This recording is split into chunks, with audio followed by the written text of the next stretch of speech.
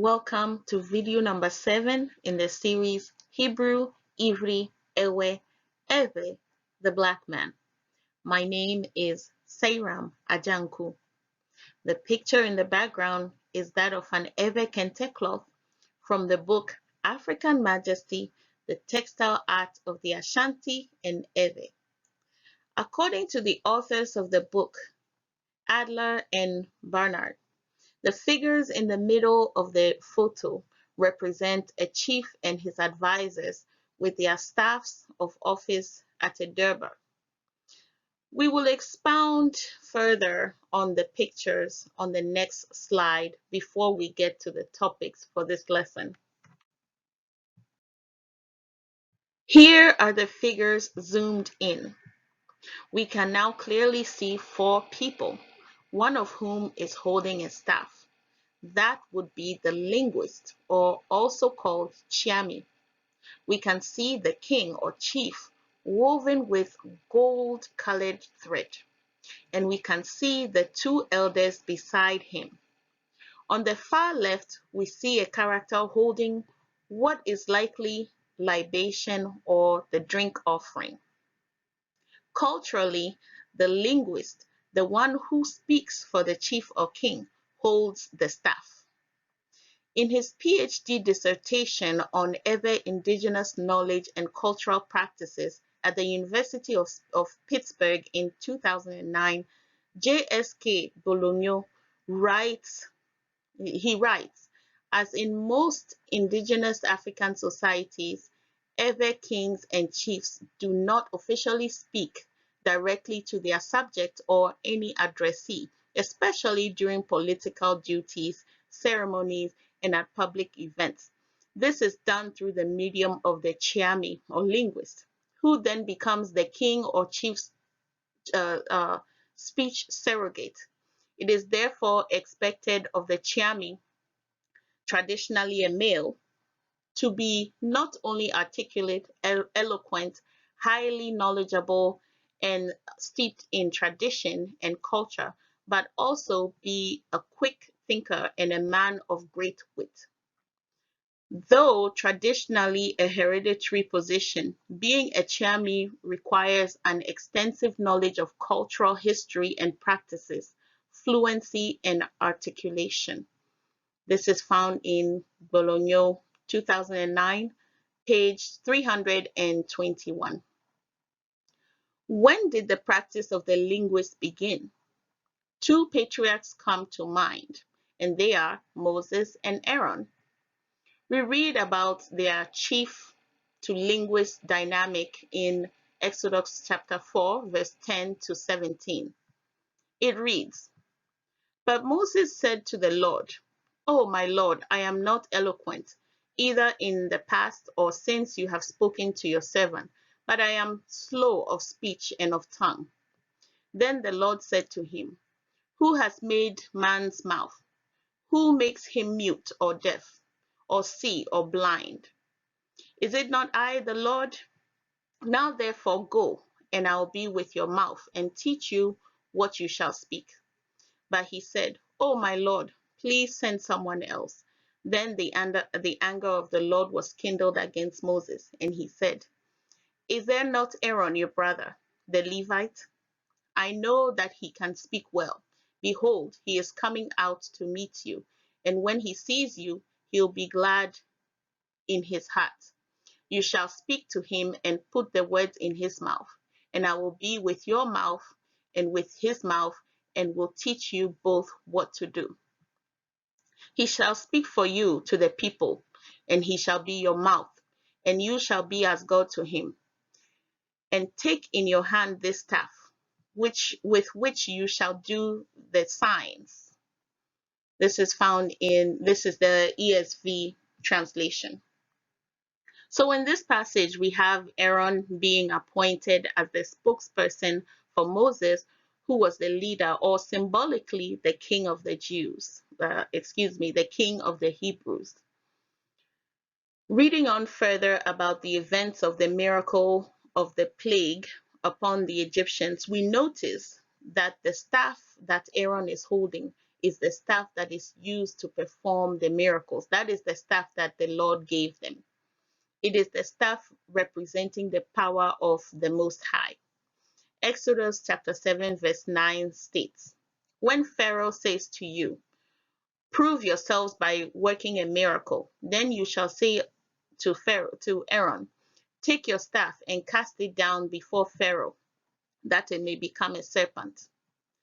Exodus 7:19 also says, and the Lord said to Moses, say to Aaron, take your staff and stretch out your hand over the waters of Egypt, over their rivers, their canals, their ponds, and all their pools of water, so that they may become blood. And there shall be blood throughout all the land of Egypt, even in vessels of wood and in vessels of stone. This is again an ESV translation.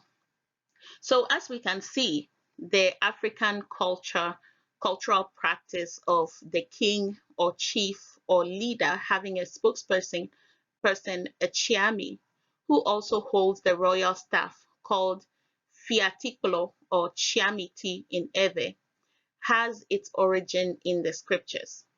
Aaron was Moses' chiami, the linguist.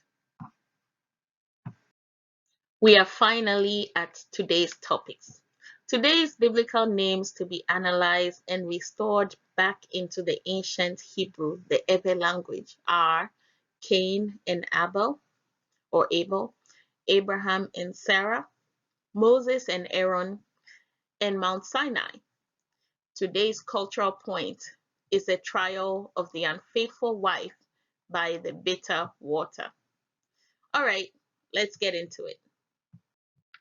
Cain and Abel. The name Cain is found in Strong's H7014. It is pronounced there as Cain, which is Kof Yod Nun, which is Kyn. The modern Hebrew meaning ascribed to it is possession. They say Cain means possession or Cain means possession. In Ewe, Ka means to search or to till. Ayin means the ground or the earth or land. So Cain means search or till the ground or the earth or the land. The scripture tells us in Genesis chapter 4 verse 2 that Cain was a tiller of the land. So Cain is Cain, which means to till or search the ground. Abel or Hebel is found in Strong's H1892 and is pronounced Hevel. It is spelled He Bet Lamed, which is HBL. The modern Hebrew meaning ascribed is vapor or breath. In Ewe, the phonetic He Bet Lamed or HBL stands for Agbeli, which means there is life. It also stands for Agbele, which means hold on to life. Another possible meaning is He Agbe, which means raise life.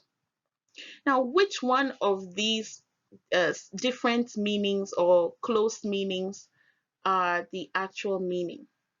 Let's look at the scripture. Genesis chapter 4 verse 2 also tells us that Abel was a keeper of sheep. Abel raised sheep. He Agbe, Abel.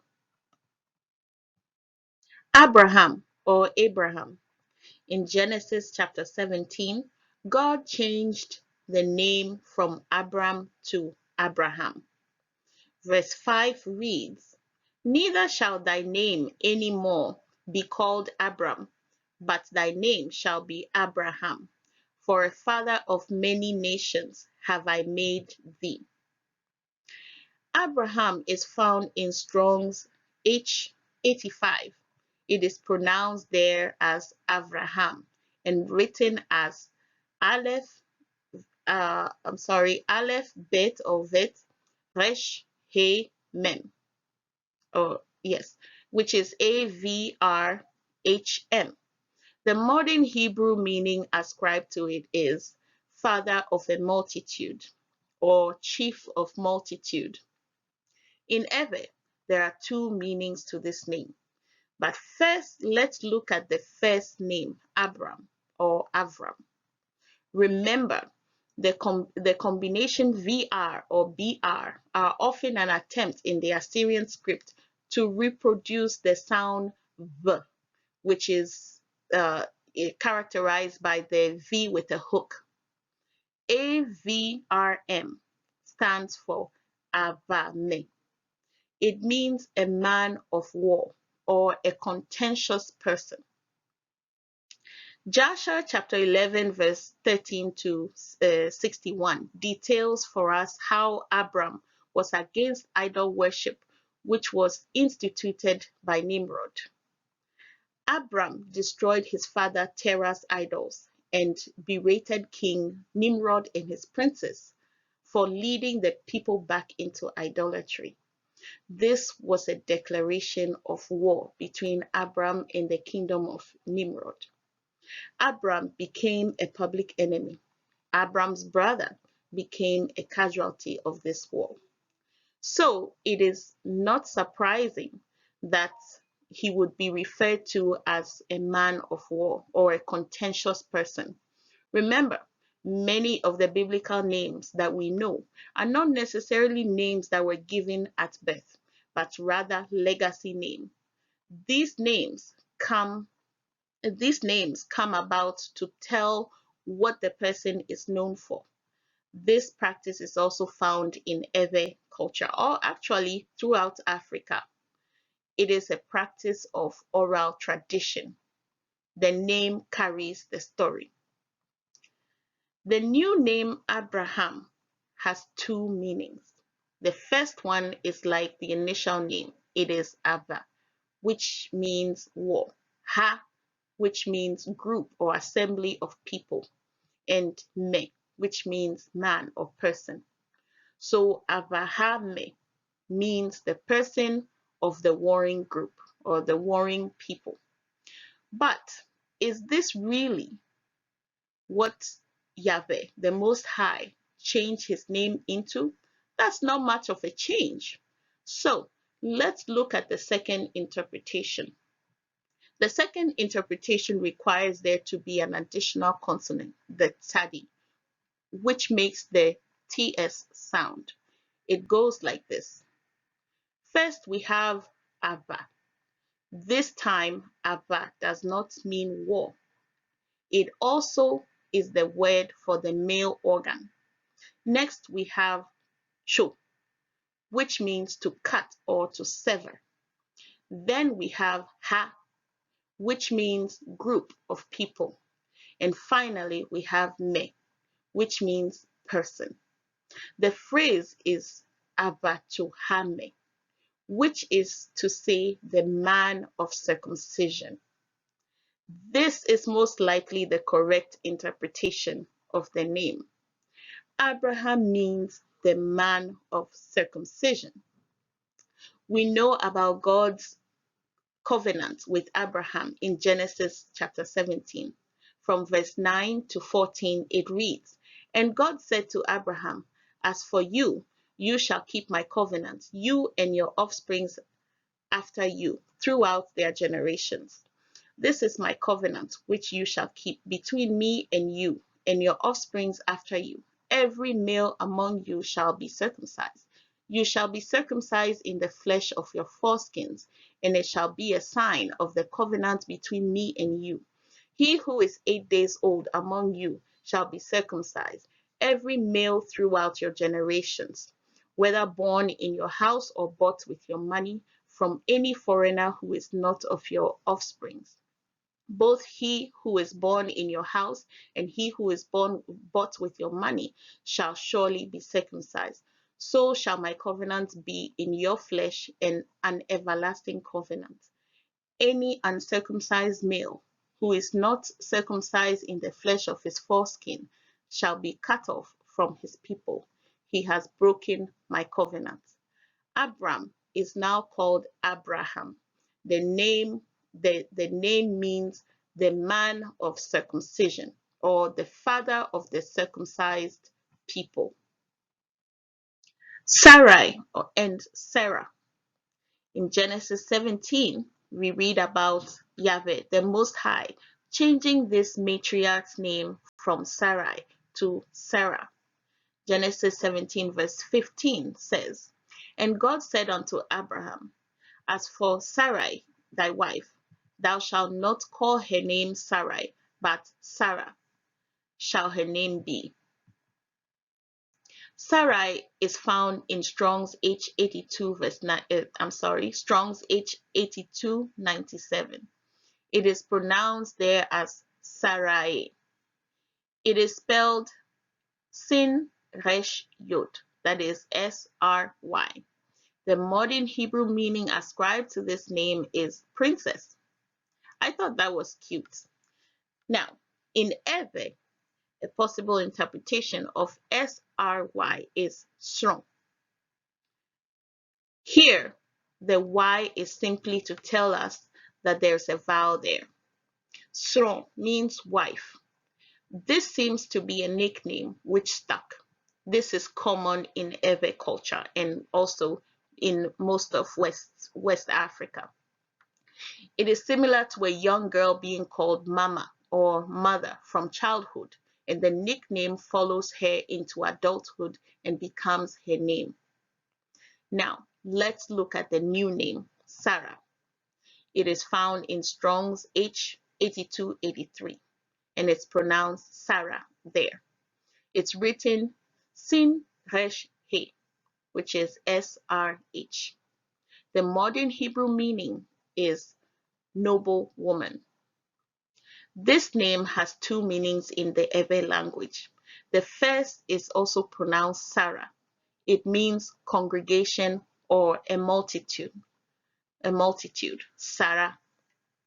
In the second meaning, SRH is pronounced Seira. Se stands for God or the law of God, which is synonymous with God, the Most High, Yahweh. Yira means bless. Seira means blessed. What does the scripture say about Sarah or Sarah? Genesis chapter 17 verse 16 says, "And I will bless her and give thee a son also of her. Yea, I will bless her, and she shall be a mother of nations. Kings of people shall be of her." So as you can see, the name Sarah or Sarah restored back into the Ewe has the correct meaning, which is blessed with a multitude or a congregation. Aaron. We read about Aaron mostly in Exodus chapter 4 to chapter 40. Aaron is found in Strong's H175, and it is pronounced Aharon. It is written Ahrwn, which is Aleph, He, Resh, Vav, Nun. The modern Hebrew meaning ascribed to this name says it is of uncertain derivation. The root word here is actually not found. They say it possibly means light bringer. So they say Aaron possibly means light bringer. In Ewe, well, there's a problem here too. There's a problem with this name. The root word seems to be lost. So if you lose the root word, then you have essentially lost the direct meaning and pronunciation of the word. Also, we are being told that Ahrwn is pronounced Aaron. So we very possibly don't even have a close to accurate phonetic pronunciation when it comes to this name. Despite these difficulties, a meaning can still be discerned. According to Xolali Togbi Wonyo of Chosen Vessels, the Preacher's channel on YouTube, on one hand, if you take a closer look at the letters contained in the name Aaron, it is easy to see that it is technically an Eber name, a Hebrew name. On the other hand, the very nature of the assignment given by Yahweh to Aaron is a reflection of the letters in his name. 1. Aaron was born before Moses. He was the eldest son. 2. Aaron spoke on behalf of Moses before Pharaoh. 3. Aaron was in command while Moses was away. And 4. Aaron was the first high priest of Yasharah. These characteristics are exactly what you see with the letters in the name of Aaron in the Paleo Hebrew. The double A sound means chief or double leadership. The R, which is the resh, means promoted or in command. The N, which is nu, stands for seed, and it means a son or child. So in the name of Aaron, we have here the chief, the leader, and the son. Moses or Moshe is found in Strong's H 4872 and pronounced there as Moshe. It is written Mem Sin He, MSH. This name has been thought to be Egyptian because it is assumed that because the Egyptian princess found him on the water and named him, she must have given him an Egyptian name. What we must understand is that Egypt and Yasharah constantly influenced each other's culture and language.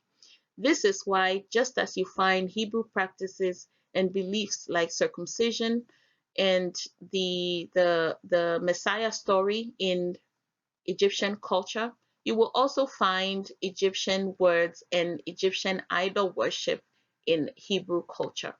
We have a Hebrew patriarch named Moses, and there was an Egyptian pharaoh named Tutmosis.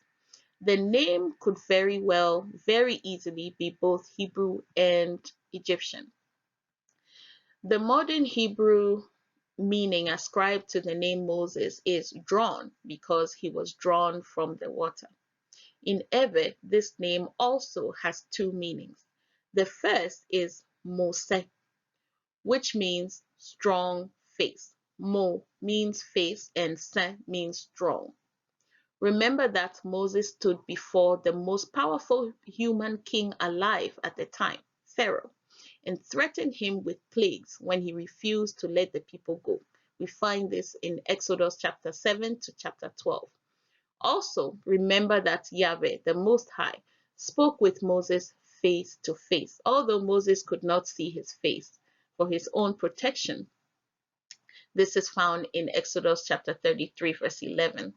And don't forget, when Moses came down from the mountain, his face shone so much that the Israelites could not look at his face. Exodus chapter 34, verse 29 to 35 has this story. Verse 30 reads, So when Aaron and all the children of Israel of Yasharah saw Moses, behold, the skin of his face shone, and they were afraid to come near him. The first meaning of this name, Mose, in Eber is strong-faced. Now, the second meaning is Mose. Mose means the road is arduous. Need I explain 40 years in the wilderness? I think we all get the idea. So let's move on. Mount Sinai. The photo in this slide is that of Adaklu Mountain in Everland in the Volta region of Ghana. It is not Mount Sinai to my knowledge. The exact location of Mount Sinai in Northeast Africa is unknown to this day. Many spots have been identified, but all debatable. The name Sinai is found in Strong's H5514 and pronounced there as Sinai. It is spelled Samek Yod Nun Yod, which is Syny. The modern Hebrew meaning ascribed to it is thorny. And supposedly, because there were thorns found in the area, I'm not sure the biblical reference of that. I don't think it exists. Anyway, this name also has two meanings in the ancient Hebrew language, the Ewe.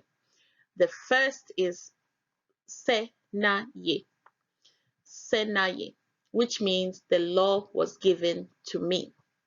Se means law, na means give, and ye means I, or my person. The second meaning is even more compelling.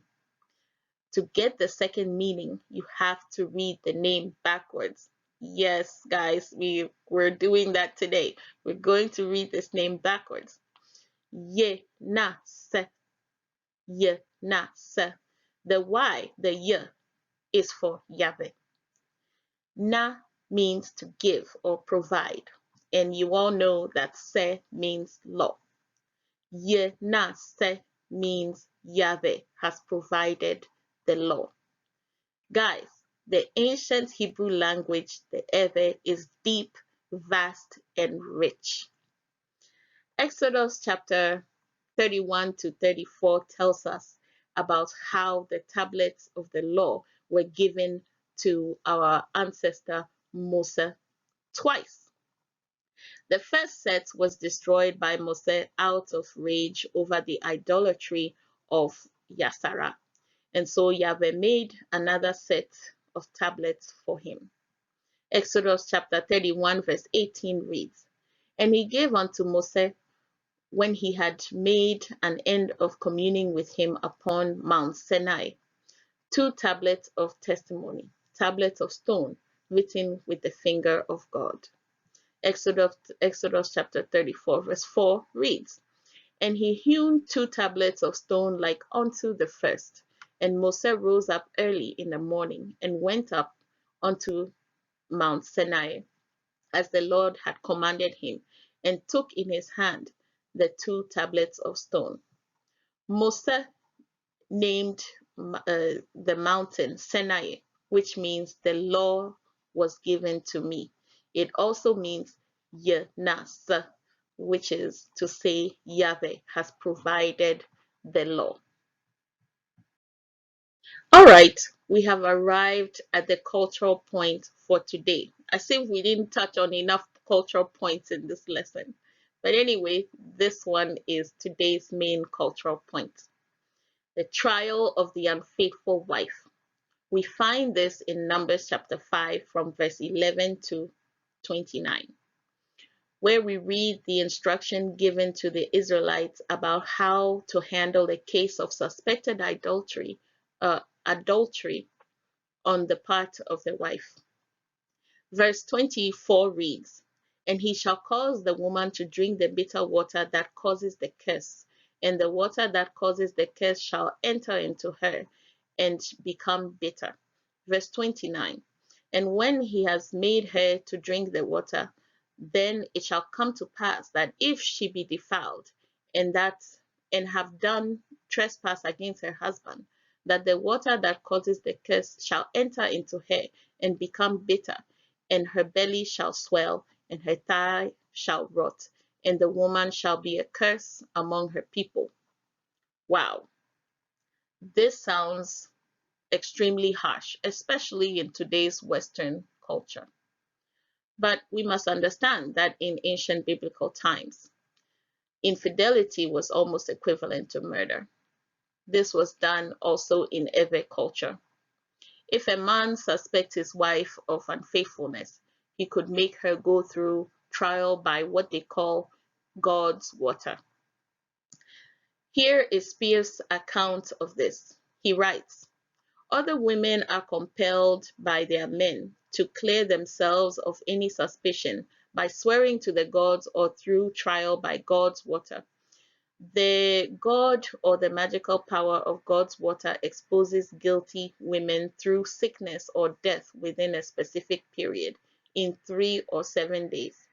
Note the biblical numerology there. This is found in Spears page 250. In his 1766 memoir titled La conformité des coutumes des nègres de la Guinée avec celles des Juifs. This means the conformity of the customs of the Negroes of Guinea with those of the Jews. He writes, they make them drink from a calabash of palm wine in which herbs are mixed. Excuse me. They made them drink from a calabash of palm wine in which herbs are mixed. That's what makes it bitter.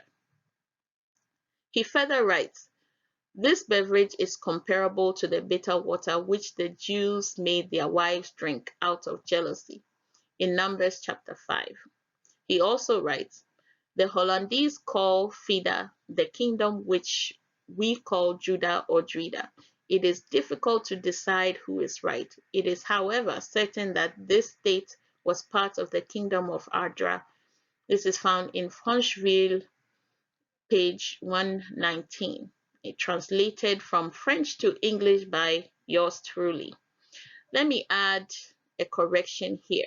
The kingdom referred to here as Adra is actually called the kingdom of Aja by the natives themselves. We have arrived at the end of this lesson. Here are the references used, including the hyperlinks. I will post the references in the description box. Thank you for following. I hope you learned something. I hope you learned some true history today. Stay well and stay blessed. Yaira Nami.